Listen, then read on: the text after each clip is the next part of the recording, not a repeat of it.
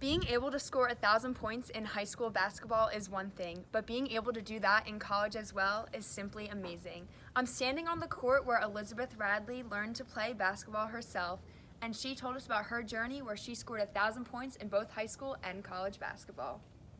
I started playing basketball when I was 6 years old and fell in love with the game. I ended up playing in college. In high school, since I broke my ankle, I missed my whole freshman year. But I made that goal to score 1,000 points, and I got those 1,000 points in 3 years. My freshman year, I only had scored 12 points. And I scored well over 1,000 points. So I did it in 3 years.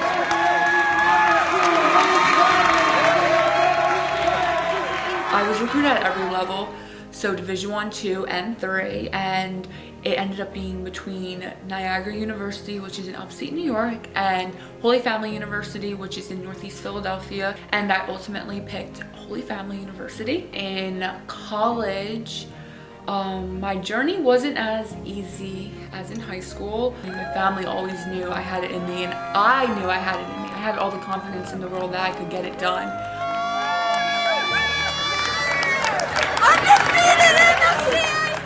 All throughout undergrad and high school, in my shoes, I would write "no doubt." So every time I put my shoes on, it would say "no doubt."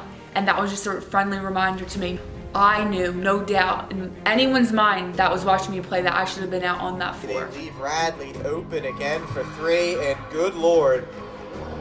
You don't want her open, man. She is just a great shooter and 24 points.